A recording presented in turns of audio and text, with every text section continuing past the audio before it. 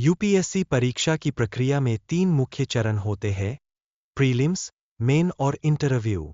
इन चरणों में से प्रत्येक में उत्तीर्ण होना अत्यधिक आवश्यक है, क्योंकि यह आगे के मूल्यांकन की नींव प्रस्तुत करता है।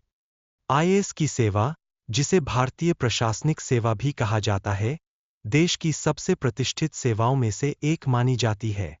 यह सेवा न केवल व्यक्तिगत विकास का अवसर प्रदान करती है, बल्कि समाज में एक सम्मानीय जीवन जीने का भी मौजूदा अवसर प्रदान करती है।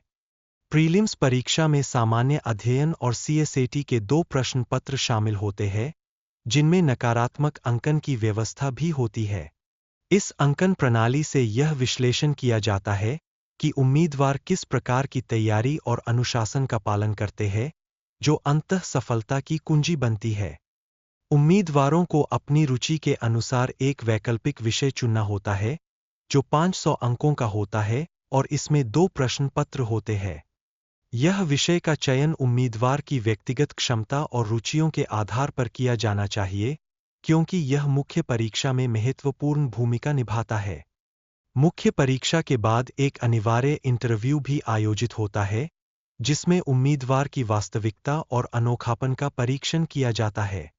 यह प्रक्रिया सुनिश्चित करती है कि चयनित व्यक्ति न केवल अकादमिक रूप से सक्षम है, बल्कि पेशेवर और व्यक्तिगत दृष्टिकोण से भी उपयुक्त है। प्रतिवर्ष लगभग 4 से 5 लाख लोग प्रारंभिक परीक्षा में भाग लेते हैं, जबकि केवल 1000 से 1100 पदों पर चयन किया जाता है। यह स्थिति प्रतिस्पर्धा की उच्च स्तर को दर्शाती है, जिसमें केवल कुछ ही उम्मीदवार सफलता प्राप्त करते हैं।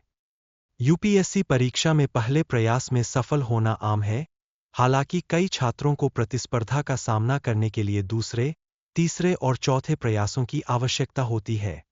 यह दिखाता है कि धैर्य और संघर्ष की भावना उम्मीदवारों के लिए अत्यधिक महत्वपूर्ण है।